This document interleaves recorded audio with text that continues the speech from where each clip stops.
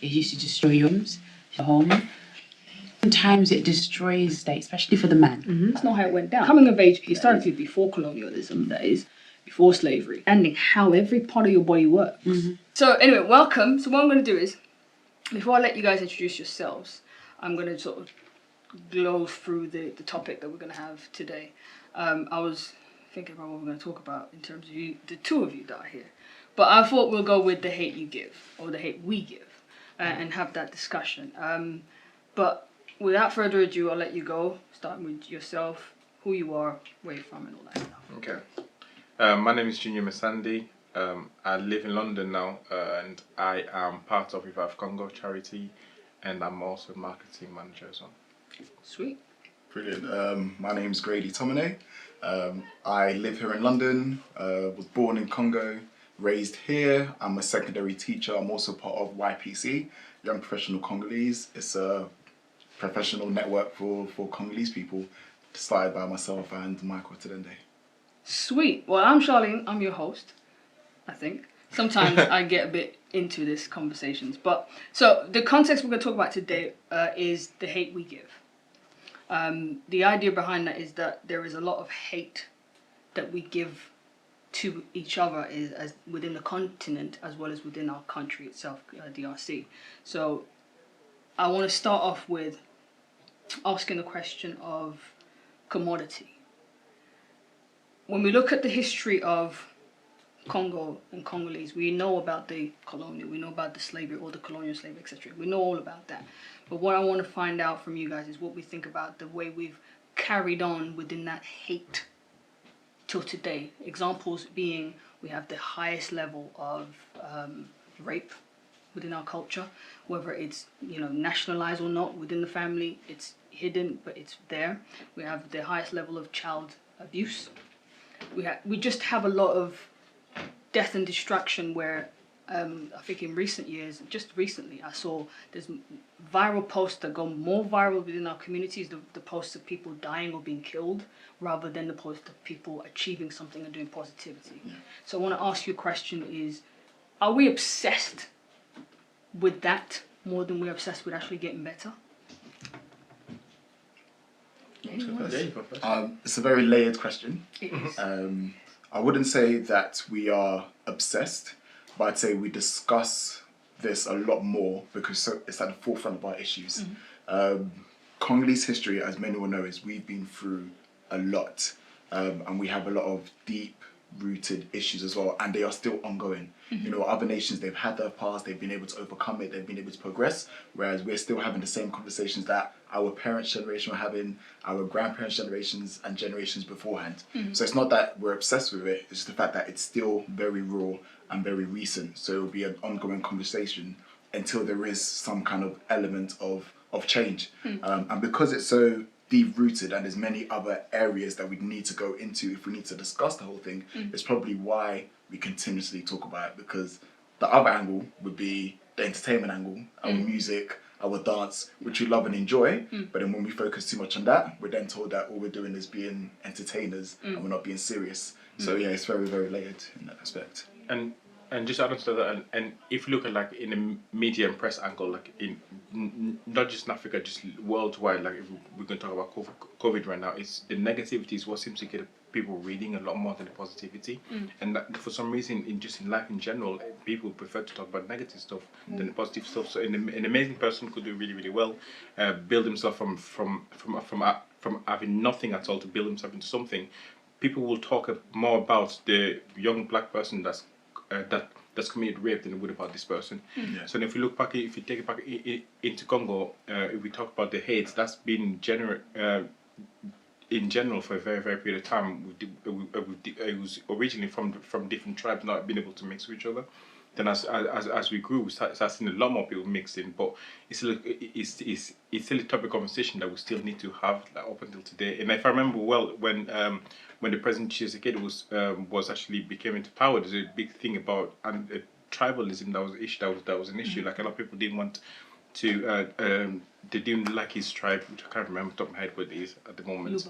Yeah, Muluba. So people were so against the Mulubas, and there was this little mini opera kicking up as well. So there are a lot of discussion around that. So it'd be quite good to get it out in the open. So sticking on the political, because you all both kind of touched on politics. Sticking on that, how do we remove ourselves from these tribalism or cliques that just focus on the negativity? I mean, okay, yes, it is general and more every culture focuses on negative. It is what it is now. It's popular culture, but it seems that with us, it has a more detriment effect to our involvement than every other culture. So how do we start to remove ourselves from that? I think there's economic factors we need to be aware of. There's educational factors, and then there's also tradition as well. So I'd say it always roots in education. I think a lot of the times, if we're not educated in the thing, we're left to just listen to rumors and hearsay.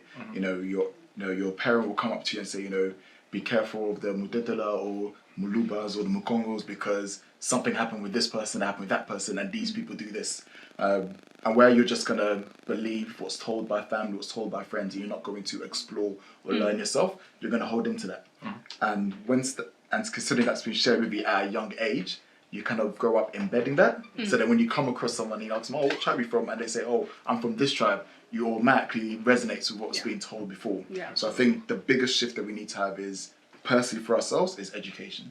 I think that's one thing that we can definitely work on in whether it's educating ourselves, educating our families, or kind of sharing and having these discussions and trying to identify the source and the root of some of these issues. I think we can definitely begin with education. Absolutely, I agree with that as well. And I think with the next generation, with our generation, next generation, we've seen a lot more people mixing together. So whether it's doing charity work or they're even out and about and dancing and get to know each other. A lot more people are kind of like swaying away from the tribalism to be like, oh, you're Congo. Oh yeah, we're brothers and sisters. Let's change numbers. And I think that, in a sense, will actually help develop Congo in the future in any way. I think that works well with the diaspora on our end, because obviously we're here as well. So I think when you're part of a different culture, or a different society, you find commonality with those that are around you. Yeah, so because we're living here in England, in London, and we're around British culture, when we meet someone else who's Congolese, it's less about what tribe you're from, it's just the fact that you're Congolese, you speak Lingala, therefore we're unifying and we're coming together, not because we're against anyone, but it's like we see ourselves in one another, and I think it's just about unifying and identifying that regardless of the tribe, we are still one people and we still have the same goals and the same struggles as well. Yeah, so then if we take that away from diaspora and we take it back to Congo, then how then do we then educate those people to then to become better, to be able to integrate with each other? I think it's learning that unity is way better than division. I think that's the main thing, because I think we're very, I would even say this is Congolese culture, maybe even just black culture, we're very competitive. Absolutely. And we always want to be at the front and we want to be winning, and we compete with one another because we want to be at the forefront, and we don't always unify and come together and support one another. So I think the best way it can be placed there is realizing that we're better united than we are divided. And if we come together and we work together and we push together, then we are going to make change. Now, the change might be incremental, it might be small, but we make these marginal gains. And as we've seen with the protests and with the pleas and the cries and the fights, and when you see that hundreds and thousands of crowds together going through Kinshasa, you're not there thinking, okay, which tribe is this person from? No, it's just, we're all just one people with a common goal trying to push forward. It's just that idea of realizing that we need to unify and we need to work together, because that's how we're going to progress and move forward. So if I ask you then, on that context, how important is communication? Because what my understanding of Congo is, and you can correct me if I'm wrong, is that we have several languages. And what I saw during the election was a lot of the people who participated in the election couldn't even read the actual ballot, let alone understand what election is. We're talking, because what we tend to suffer from as Congolese is a Kinshasa mindset, that everything evolves and revolves around Kinshasa, but we forget the Congo is mass.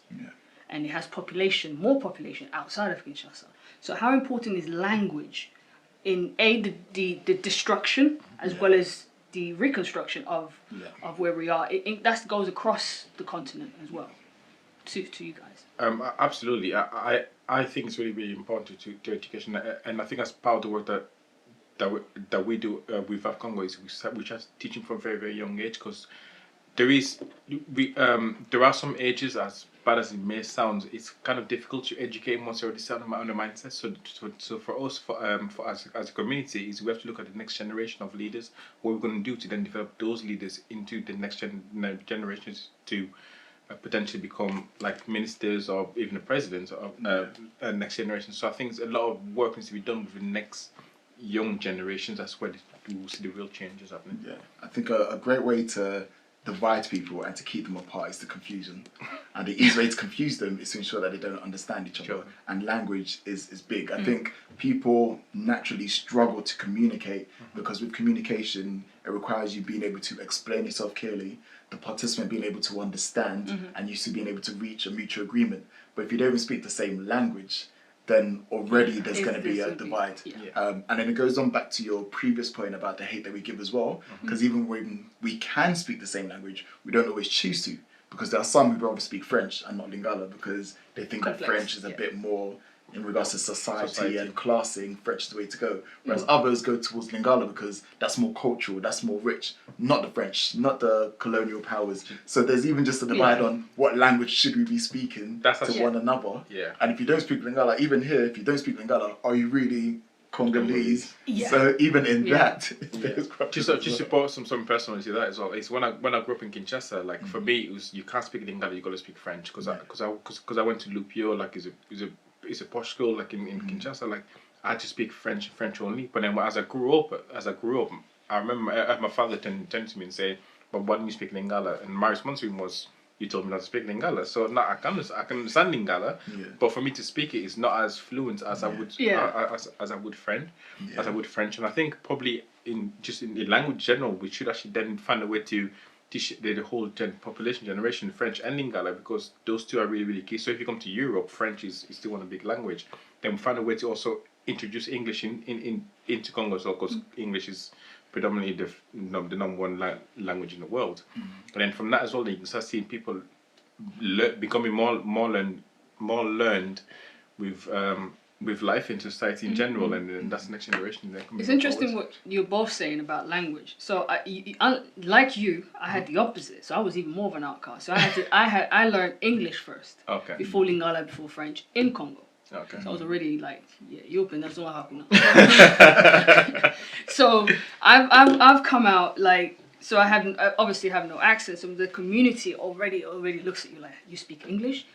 What? Avant français? Papa no nine. You know, like there's all that sort of, so I totally understand the French side, because there is that element of divide. But I want to bring it back. I get the language, and that is very important. But I want to bring it back to the hate we give to our women now.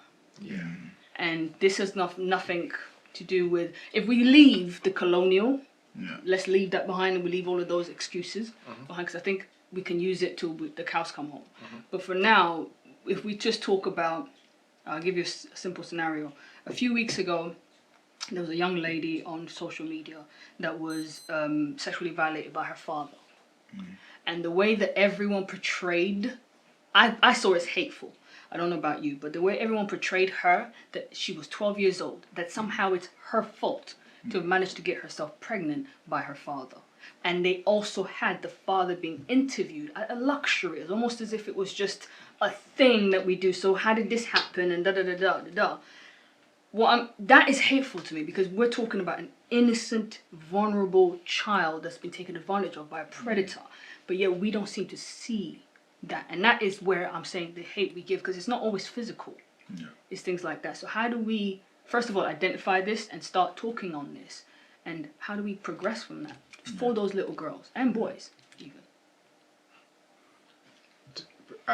First of all, like, I do genuinely feel for that girl, because that's a childhood completely taken from her, from somebody that should have been looking after her, from giving her like a life, giving her like a future. For that to happen to her, it's actually really really sad to read that. And it's even more, it's actually not even, it's more sad, I feel more angry the more you said to me that people saying it's her fault. Like, why is it her fault? All she had to do was to be a child, and as she grew up and as she live her life, that's her role. She shouldn't have to worry about being abused by by a father.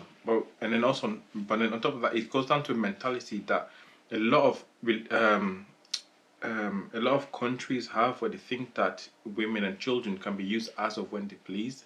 I remember a conversation I had a conversation with somebody that actually said, just moving on from the fact that she's young a second, that once somebody pays a dowry for a woman, it's not its possession. And I was thinking, how is that okay? That's a person. That shouldn't even be the fact that it's your possession. That should be somebody that you grow together and actually develop moving forward.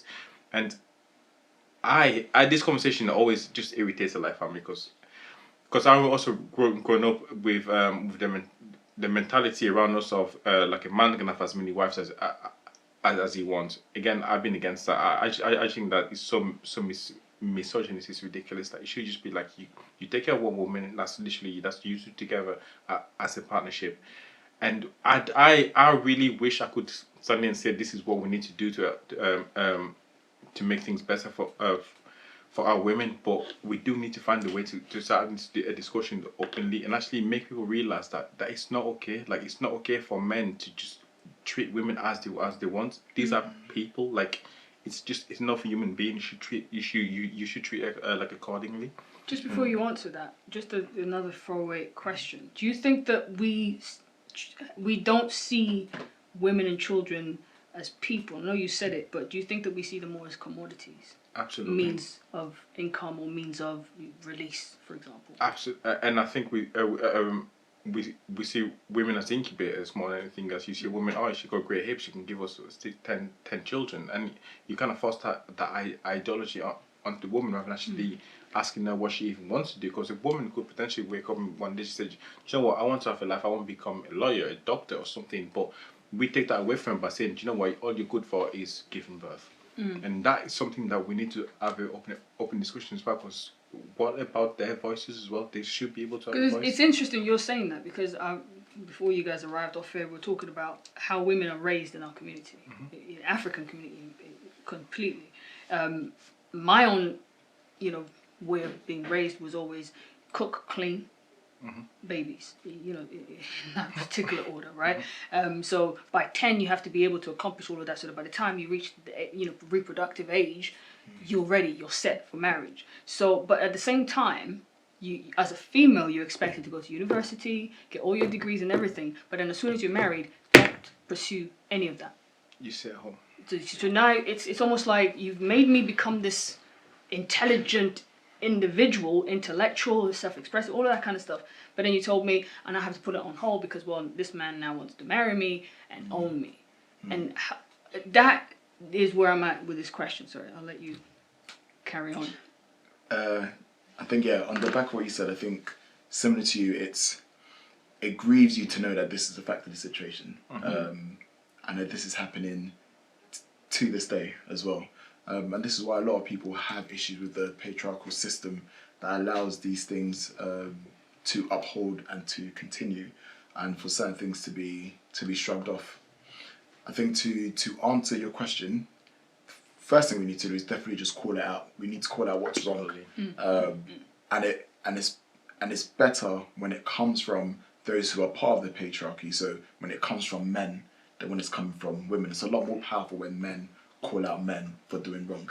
Absolutely. I think that's the first thing. I think the second thing, which may not be so popular, is we all need to recognise that we are broken people. And what I mean by that say is some of these things are learned behaviour. We get some of these things from our fathers, from our uncles, from our grandfathers. There's certain things that are taught to us, maybe this ideology of what women are like and where they belong. This ideology is passed on, we're raised in this ideology, and then we start exhibiting these behaviours to the women around us. Now that does not excuse anything whatsoever. Yeah. Wrong is wrong, immoral is immoral, illegal is illegal. There's no excusing it whatsoever, but it's also trying to understand the root of the issue so that you can tackle it from the root. Because it's easy to say, with what's happened, let's prosecute the guy, do this, do that, and charge them and get onto them. But if we don't go back to the source, back to the education, back to the beginning, we're always just going to be kind of chasing this factor as well. So I definitely think we need to call out, we need to call it out. Just call out what's happening. Do you think we know it's wrong? do we think we know it's wrong? I think that's where the calling out comes from, because sometimes we do not know Because it's wrong, I especially think if it's when we're part of the saying tradition. wrong, there's obviously, like you said, both of you said earlier, education. Yeah. But if we look at our culture now, Yeah. a lot of people, even in the comments, there was other comments about other people with physically domestic abuse. The general consensus from females was, you're not the first to be hit. It happens all the time. Kama mutema, uza bien, uza na mariage now, ngoko masingo pona yemi, vanu na mbali now, mibaba za kabungu. You understand what I'm trying to get at? So is it that this now I'm taking it out of from the from the patriarch, I want to take it into the matriarch. Yeah. So it's like, us women, do we normalize it? Are we the ones that are making this okay and exceptional for A, women to tolerate, and B, men to do?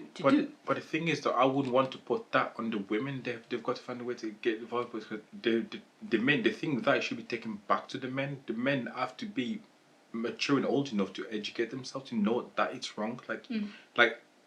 There's so many learning behavior I could have picked up from my father, for example, but I don't do any of those because I know within myself it's misogynist and it's wrong as well. That doesn't mean, but I could easily portray like it's traits, but I don't. That's because I know within myself, and I've done time to actually learn and listen to everybody that's around me to know it is wrong. We should actually spend more time as men listening to the women and see what is right, what is wrong, and what they also want as well. We can't just keep imposing what we want on them and also expect them to just accept what is going on. It shouldn't be that way. I think it's understanding that culture plays a very big part with everything that we do.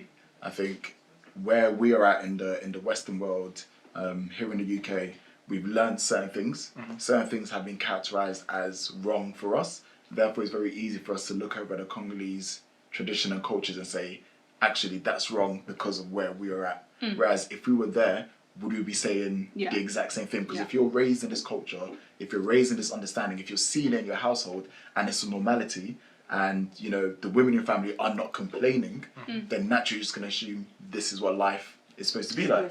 So if you come across a woman that you're with and she complains, you're likely going to think, well, you're in the wrong because the way I've been raised, no one complained, and this is the normality. That's true. So it's calling out that it's not normal. And I think in regards to what you said about the women accepting it, it's the same thing. If they've been raised to don't speak, close your mouth. If you say anything, that's your marriage done. You're going to be shunned by the community. You're going to be outcast. You're going to be alone. We as a family are going to shun you as well. But obviously, naturally, a woman's just going to stay quiet in preservation of her own family and her livelihood as well. Absolutely. Well, but the thing with that as well is the person that's actually taught me to become a lot more thoughtful is actually my mother. And that's why it's like, that's why for me it's like we should listen to the women more. I spent a lot of my time listening to my mother. Like as you said, as a woman, you're supposed to clean, cook, and also give birth. When my mom said to me, right, is when you're home with your partner, you also help out with the cooking, you also help out with the cleaning. You don't leave that to herself. And that's from a woman that spent a tight 50 years of her life in Kinshasa. So she's got pretty much deep rooted within the culture. And she said to me, she wouldn't want to go through what she went through. She wouldn't want another woman to go through what she went through. So she always taught me as a male to be better for the women. And I'm not saying I'm perfect, because I do my flaws as well. But however, we do need to spend more time listening to our mothers and also our women. So let me take a different direction for a little bit. So in recent months, we've had the situation with Meg the Stallion, where she was shot. I'm sure everybody knows about it. But not to go into what happened, who did what, but it was more of the way she was treated prior to the truth being released and the gentleman being arrested. And it brought me back to thinking, I myself was suffering from an illness. And as I was making it known that I don't feel very well, the reception in my community is grin and bear it, you're dramatic, accept it. And the expectation globally, if we're looking at the Breonna Taylor situation, it's all in the same context, maybe different things. But every time our women are suffering, or they're saying they're suffering, for example, even this young lady, who could she go to? Because there's so many women I know who have come to me and said, I struggled because there was no one that wanted to hear me. Even when I told them who it was, what it was that they were doing, they didn't want to hear me. is it that we're just so consumed with, the black woman is strong, the black woman is tough, that we don't get to see their vulnerability, or are we just playing ignorance to it because if we deal with it, then we have to admit that we have a problem? What do you think? To be honest, I think potential is all of the above. But then I would even add on and say it's a lot wider than that as well. I think it's the way I want to use my terms correctly. It's how, I can't think of the right terms, but it's how the majority treat the minority, for example. Right. I think when you're part of the minority and you're trying to express to the majority what life is like for you, you hardly ever hear it. Whether it's against, women speaking towards men, whether it's black people speaking towards white people, whether it's employees speaking to employers. When you're in a position of power, you're not always hearing what your quote-unquote subordinates, for example, may be saying. Because if you do hear it, you then have a choice that you need to make if you're going to address it and do something about it, or if you're going to, or if you're going to ignore it, which goes back to what you're saying as well, where I think it's all of the above, and it's not just individualistic, but it's common across society as well. Absolutely agree with that as well. So, again, another switch. Rehabilitation. Can we talk rehabilitation? So, we've got this generational trauma from just the last 30 years. I think it was 70% of the country went into, lots of wars. 70% of the country, even the continent, we can say since the 90s, there's been multiple wars, how can I put it, poverty-stricken everything, from diseases to consequence of war. At what point should we start thinking about the mental illness that we are definitely suffering from, and how do we start doing those paths, taking those walks? Because I'll give you a context again on recently in Congo, there was this free school now reintroduced. But I posed the question to one of the ministers as to, when we were introducing this free schools, did we take into consideration the type of group of kids that you've introduced to this free school? By that I mean you've had a set of group of kids who have not been to school for a while, maybe ever, and then you have kids who have been structured in school, but you've put them back in one barrel. Crabs in a barrel, right? So what are they going to do within that context to each other, and how are you handling the mental aspect of those outside kids returning into school, and then in school adapting with those from the outside?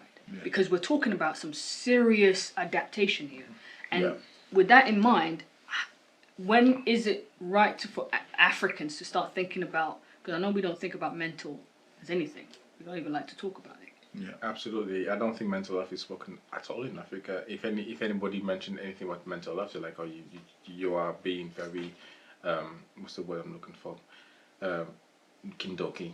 So I can guess loads of things gets mentioned, gets thrown into it. And I think as a nation, as a country, as a continent, we need to find a way for getting those charity in certain and people having conversations, and that potentially won't come from the inside. That will come from people in diaspora going back in and actually having this open conversation with people and educating them on what is actually what it is okay not to be okay. It is okay to talk. It is okay to actually just say what's going through your minds, and it's okay for you to even have a bad day. Like you are able to have a bad day, because a lot of our women, for example, the one that work in the farms, they tend to have literally, they wake up, they go to work, they come home, they sleep, and that's it. But we never actually ask them if they've taken any time off, like how are they doing? Just a simple question: how are they doing? Physically, how are you doing? And a lot of them just be like, we're strong, I'm okay, rather than actually admitting that there is something more deeper. It's actually hurt in them, or something that is wrong with them. And you see that more and more often, that the more people start to talk and discuss things, a lot more things starts coming out. And regarding to the children, you're completely right. There has to be some kind of like a school system or charity that comes into these schools and actually talks to children and just kind of get to know how they move. And that's the only way as a country we can move forward as well. But that's a lot of projects, and that hopefully would depend on the politicians to do something about it. Yeah, no, I completely agree. Mental health is a very taboo subject.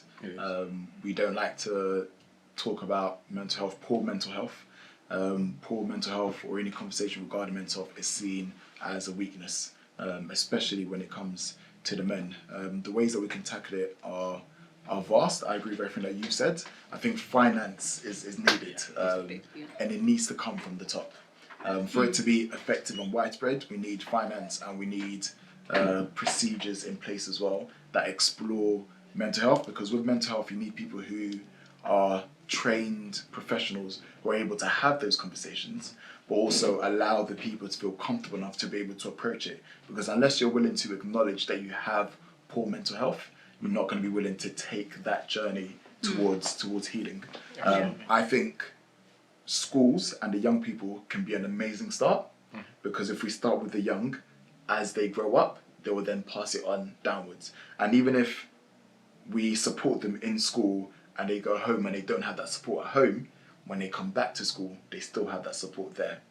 And who knows, through their actions, they may be able to start engaging in conversations with their parents that allow them to even start identifying triggers. Because I think that's the thing as well. And even I remember when I was young, as I grew up and I started having conversations with my parents, and they were telling me about their upbringing and how they were raised and their parents, some things started ringing true to me, where I developed an understanding about them and why they are the way that they are, based upon the way that they were brought up. But I was only able to make that analysis because of the things that I had been taught in school. So I think, funding is needed, policies needed as well, and just professionals willing to have those conversations and to kind of make people feel safe enough to have them as well. Do you think, I mean, my impression that I got from this politician was not a positive one, I'll leave it there. Because my concern, I don't have children of my own, but I do have nephews and nieces. Yeah. And I look at that as my children. I look at them as like, okay, the next wave of people that come through have to have all the advantages that we can afford to give them, right? Whatever the creed, color, race, whatever. We are here to do just that, make it one step easier for them. So, but I don't think that this politician or most politicians within the continent share this belief that I do, which is we are here solely to make it easier for the next one. Because if we all did that, it would just get easier and easier for everyone. You know, every 10 years, it just gets easier and easier and better. Do you think there is, and if there is, call them out right now so everyone can know that this politician stands for the right things? Because, like you said earlier, it's about calling out, but it's also about calling out the right people as well as the wrong people. Yeah. What are your thoughts? I can't name any names, because to be honest, I can't recall any off the top of my head. But I have spent time reading on and listening to African leaders of present and of the past as well, whether it's coming from Ghana, whether it's coming from South Africa. And I've heard their speeches and their stances, which tell me that we do have leaders there who do have the right mindset, who do have the right ideas, and do want to push the country forward. But politics is a messy game. And you can have the best intentions, but then when you get in there with the hurdles and with the people that you're battling as well, whether you actually make it in the end and alive is a completely different question. So it's quite an interesting point you made about alive at the end of it, which is comes down into corruption. Like there's people when it comes to like politics in Congo, I know there are ministers that have more money than the country has itself, which is just shows how much corruption there is in that country. And getting through the corruption to then do some really good work is going to be difficult, and which is why it's so important for us to educate the next generation, because the current generation, I personally believe that you are fighting against the tide, because a lot of them don't want to go against their colleagues because they know their career will be short-lived. Some of them will just disappear, and some of them will just be quiet and won't say anything in the end. Because like the minister you have mentioned, he probably just thought, how much is it going to cost us, and we won't get the money from. Do you know what? It's not worth the hassle. I'd rather just pay it and cut it off. And that's probably his mindset, and that is what we have in Congo at the moment. But I think what you said is so key about investing in the young, because we don't want to dismiss the current generation, but we do need to understand that mindset is a huge factor. And one thing that I love about our generation and the younger generation is that we are fighting for a change. Absolutely. I feel like the older generation, they fought, but they got to a point where they just kind of just resoluted that, you know what, this is just the way it is, and there's not really much that we can do. Whereas I feel like our generation are so adamant that there needs to be a change, that investing in ourselves and investing in the young could bring about that change that we want to see in the future. And it's not going to be an instant change, nor is it going to be a fast change, but as long as there's some progress being made that allows us to be encouraged and to know that we're going in the right direction. Absolutely. So with that in mind, everything that we've just said, how does the native and the diaspora work together to achieve this? And what are the challenges that they will face?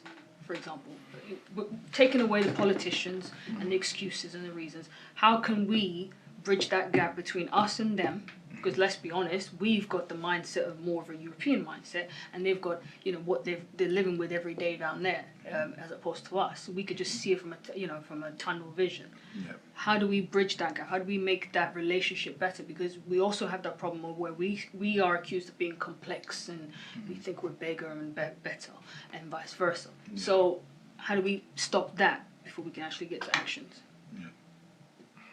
I think with that, just building relationships with the right people back then. And then if you utilize the right relationship back there, then you start building onto their network as well. And I think with that, it's just spending a lot of time from people from diaspora, spending more time back in Congo and actually not necessarily bring what you've got to bring. Also understands their mindset as well and find a way to actually meet halfway. And that's probably the best way to then develop that relationship with them. It's not easy because I've been to Congo a couple of times, and the moment they heard my accent and my language, is like, nah. It naturally happens. That's just the mechanism. They're just like, well, you think you are better than us, when necessarily we're just trying to find a way to work together. Yeah. But the more time you spend with them, the more they read, they're actually like, oh, he's actually alright. And then you start getting some real work happening once you spend more time with them. Yeah, no, I completely agree. I'd also add just get involved. Big or small, get involved and contribute the best of your ability. I think one of the reasons why we began YPC is because we kind of realized realistically it's going to be very difficult for us to uproot and go to Congo. But we felt like we needed to do something. We can't just sit here and just watch and say nothing. So this was our version of somewhat contributing towards the struggle, towards the fight, via raising awareness, getting people together. And I feel like there are people there who watch the news, watch social media, see what's happening, feel detached, and because of that end up feeling discouraged because, well, I can't go to Congo, I can't afford it, I don't have the time, therefore there's nothing I can do. But picking up the phone, reading a book, messaging someone, just doing whatever in your power, spreading awareness, talking, just doing whatever you can to add, because even if you can't do anything, you might be able to impact someone who can actually do something, and it just passes on from there. And also, if you actually bring their issues and actually bring it to light as well, they appreciate the fact that somebody from, for example, if you got a young person that's not in Congo or going through a hard time, and you take his story, you actually bring it to light, and he gets a little bit of support. They actually appreciate that a lot more. The fact that you've taken your time away from doing what you're doing and just to fight for them as well. And those little things, just the small little things that you can actually do, especially with Twitter now. We've seen Twitter blow in the last 2 weeks with Congo is bleeding, like amongst other things on Africa. Those little things just kind of builds the relationship with Congo as well. But even on the back of what you said, it just shows the importance of, once again, language, and specifically English. And the reason I say that is because when most occasions when Congolese fight, when we're processing, when we're marching, when we're raising awareness, it's very much in Lingala, it's very much in French, and very much focusing on our people. But by doing that, we actually exclude those who don't speak Lingala, who don't speak French, who aren't Congolese. When we now open up the dialogue in English and we start drawing in other people from the outside, it makes a greater impact. And we see that in other societies as well. Yeah. That's a good segue, because my next part was about SARS, BLM, and the Congo's bleeding. Because what I saw, probably for the first time in a long time, the entire continent jumping behind Nigeria. And even Congo's bleeding, the entire continent jumped into it, and the entire black population jumping into BLM. And it was refreshing to see that finally we're moving forward, because we keep, from my own perspective, we keep having this image in our head that we're a minority, but globally we're a majority. And you can see that by the results the SARS got, the impact the Congo's bleeding got, the impact BLM has got. You can see that we have a force if we just start applying it. Yeah. However, I want to dig deep into the whole, because this is about the hate we give. I want to understand how the individuals who are in SARS, and the individuals who are in the police, and the individuals who are hiring our children in these mines, what their mindset is to be able to just accept that this is okay to treat an individual, be it not related to you, but it's just an individual that way. How does that happen? Can we shed a light to that so people can? Because I can't fathom me putting a child in a situation like that, or even me just standing there watching my colleague abuse someone. Yeah. I will call it out straight away, or I'm like, you know what, I quit. I'm not going to be part of this. Yeah. So, what moral compass are we operating on, if any? Yeah. Basically. It's systematic. Just this, like the whole thing, the way it is set up, it is difficult for a person to stand up, especially like in Africa, or in Nigeria or Congo, for them to go, you know what, I don't agree with this. I'm going to say something about it. You more likely in Africa, you'll see that person dead the next day, Right. and they'll find a reason to say he's dead. And I think that's what people are more scared of. It's more the scare of their lives and their family lives, because a lot of times it's not just their life, it's their family as well. So they always think about that before saying anything else. So as we've done with SARS, like the whole thing has to be completely crumbled down and rebuilt from scratch, and that is where you will see the like the real progress. I agree. I don't know how pertinent this is, but whenever I think about slavery, there's always one question I ask myself, or I wonder, is how did it last as long as it did? Yeah. Why didn't anyone notice the injustice? Why didn't anyone see the immorality of it? Why didn't anyone speak up? Yeah. And the complexities of slavery from the white perspective is one of the reasons why they were able to continue with it as long as they did was, one, money. There was a lot of profit. There was a lot of opportunities. There was money, there was wealth, there was power, there was glory that came into it. Two, they brought in religion into it as well. You know, then they're not Christians. You know, the Bible says this, so they misused the religion to gain what they wanted to get. They brought in philosophy. If you don't look this type of way, if they don't believe this type of way, they're second class human beings. They brought along psychology. They even brought along the law as well to ensure that the law worked on their side. So there was all these factors and elements that were introduced to empower them to be able to continue what they were doing. But then on top of that as well, it was them being educated to their young. So their young was being raised in this society, Legacy. believing that this is just life, this is normality, this is how you treat them, because what they've done is they tried to remove the humanity from black people. So the less you saw them like humans, the less you're going to treat them, and the easier it is to mistreat them as well. And where things weren't being brought up in the media and they weren't being covered, the common white man wasn't aware of some of the atrocities that was happening. Well, if you own the media. But then there you go. And I think the reason why BLM was so powerful on this occasion is because we saw what happened to George Floyd. Everyone saw the video. Because there's one thing hearing stories of people getting killed, people being murdered, this and that, it happens, But when you actually watch it for yourself, and you're sitting there and you're watching the guy's knee on his neck, and you're hearing him scream out for help, and you're looking around and the police are supporting him, and people are saying, let go of him, but no one's moving, and you're having to sit there for those 8 minutes watching that, it's going to have an impact. Absolutely. And it was the same thing with slavery, when they released the picture of the ship captain dangling the woman upside down by a rope naked. That's when it hit the people that these are human beings. So to answer your question, it could be a number of reasons, whether they're being trained, wherever things are being kind of pushed towards them, whether it's we're going to pay you this, whether it's you have a power role, you need to keep them under control, whether it's a fear factor. I probably think there's a lot going on. And then even those who do want to speak out, I want to say something, there could be the fear of their life being taken away, their livelihood being stripped from them, their family being in danger. And it takes courageous people to step up, but also powerful people to step up as well and to talk against it. Because it's interesting what you're saying, because if you look at Colin Kaepernick, he's a clear example of you spoke and we're going to destroy you.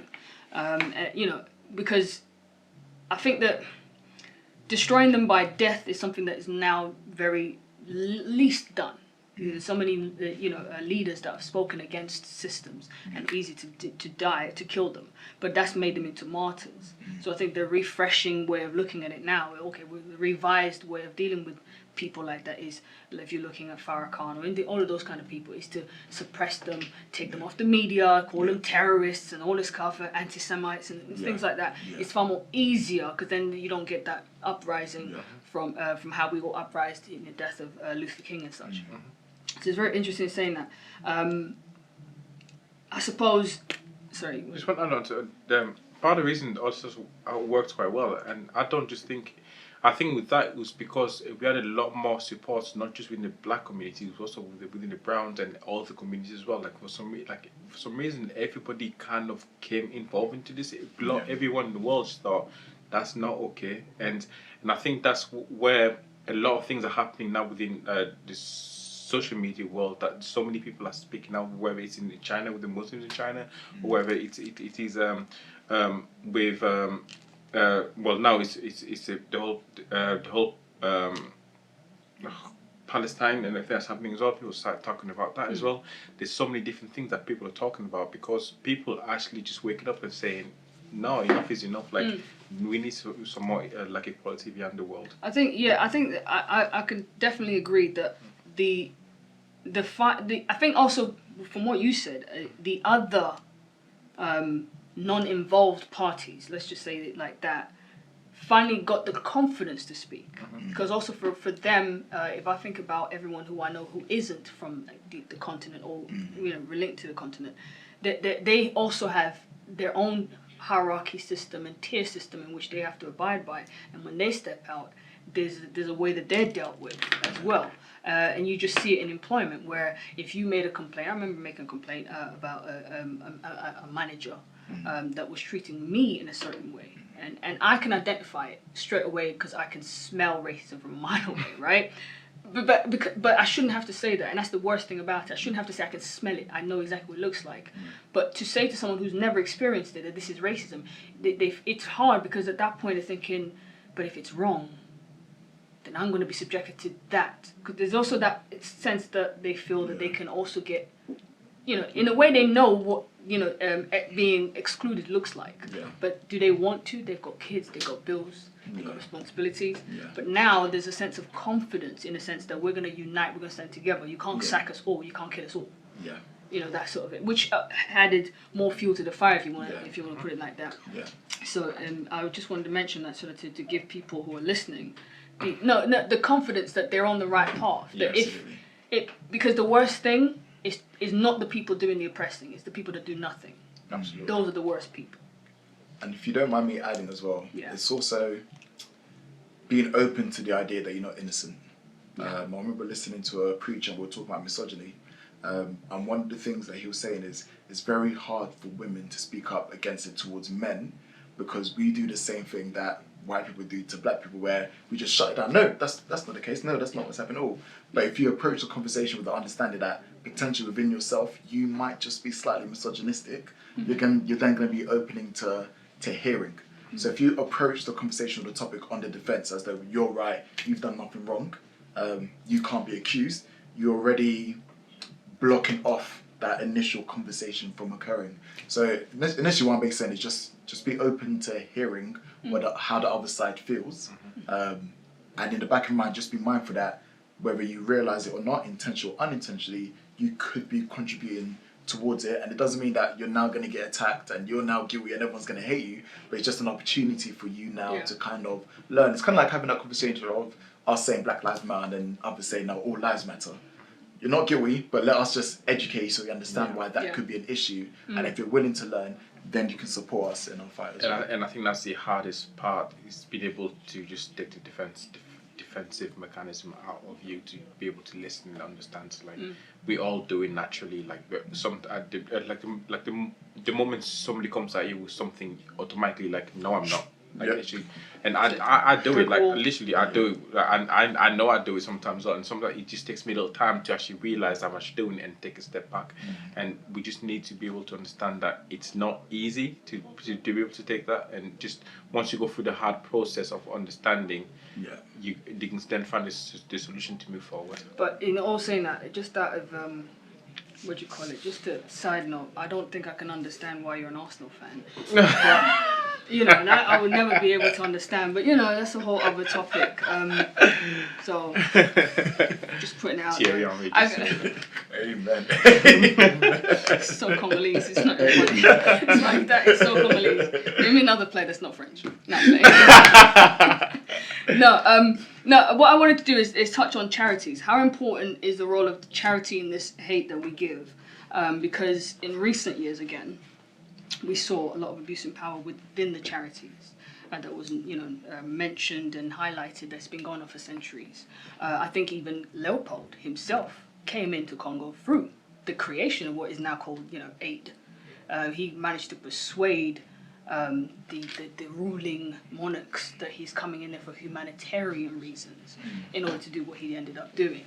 So how important is charities, and I know you work for a charity, I know you're part of a charity yourself, is how important is charities in terms of educating, rehabilitating this mindset and this now bad reputation that it still have with the bad apples that have done so far?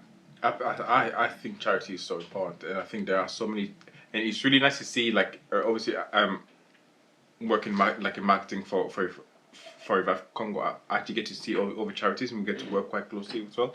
Seeing so many charities doing so many good things in Congo, like it is so important for people not just look at the politicians to do something. It's like what else can we as people also do within the country to help move forward. And you have mentioned like about the education side of things. Yes, there was some free education, but it wasn't to a level where every children would have a desk and be sat down and actually read a book. And we learned that once we went to Congo, then we realized that actually we do need to fundraise a little bit more for these children to get better education, and not just the basic what they've attended school with some notepad that they picked up off the floor and a piece of pen that they found in a bin. So charity then can bring some extra little bit of finance that can then develop these children further. And as part of the charity, we can do a lot more to direct to impact in the next generation.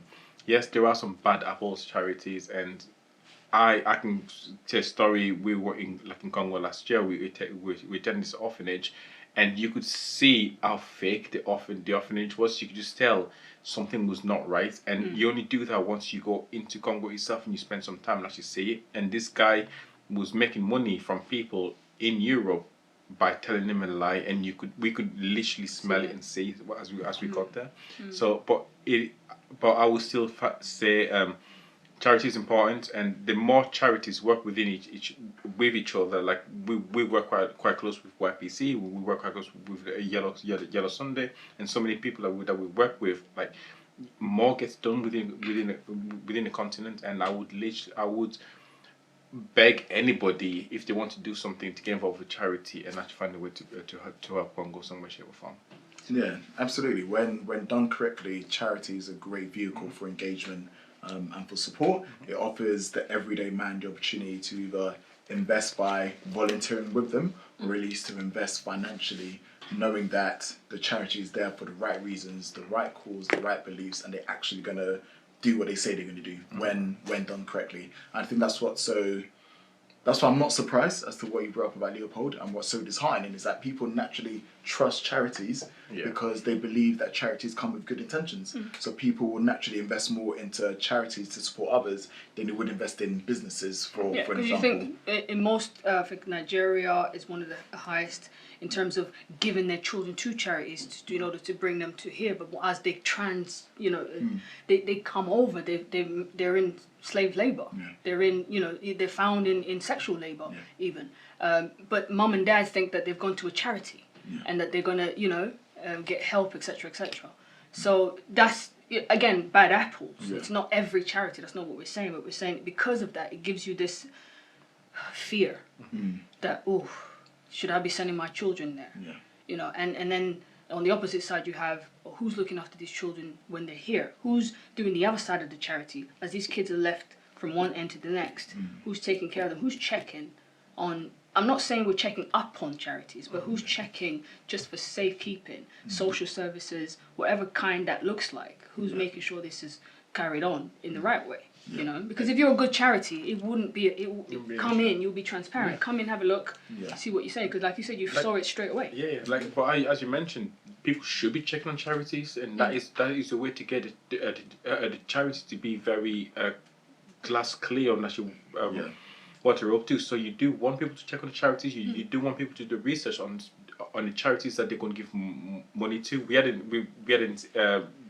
a thing on social media not long ago where somebody mentioned that the images that we may be using are when we're not legit, and we could actually say, well, actually, it's good. Thank you for bringing this up, and this is actually the work that we've done, and this is what that image came from. And we can just say, there you go, and it was the open book, and then this is what we're looking to do, and also every month we actually speak to the donors. We also let them know what's going on. So it is good to check on what the charity is also doing as well. 100%. Great. Right. So I'm going to do this last part before we come to an end, where I ask you to summarize a takeaway for the audience, what they should take from what we've just discussed. You know, just key points off your head from what we just talked about. I'll start with you again.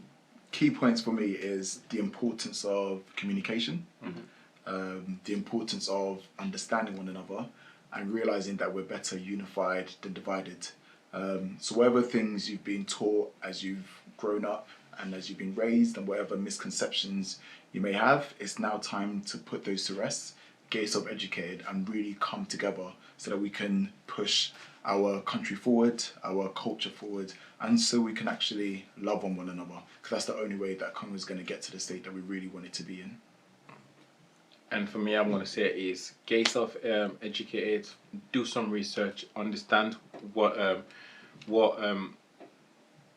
is happening in Congo, and actually see for how you can then support the next generation, and anything you can actually do, whether it's £1 a month or anything you find a nice charity you want to work with them.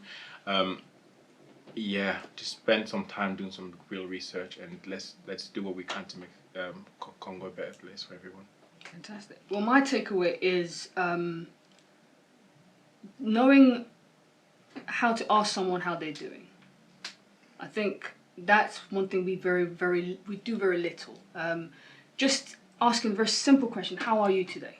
How are you doing? Or just let's have a cup of tea. From that, you get a conversation that will spawn another conversation, and eventually that person will gain the confidence to say, oh, this is happening to me at home, or I'm worried about this, or do you think this is right? Because a lot of people, it's a question mark. They don't really know, especially young children, at least the ones I've spoken to. They don't really know when something is wrong, but it's a feeling. But they need someone with a genuine ear that would be able to say, no, this is all right, or this is wrong. So I would say, invest in the time to understand that I haven't spoken to her today. Let me ask her how she's doing. I haven't spoken to him. Let me ask him how he's doing.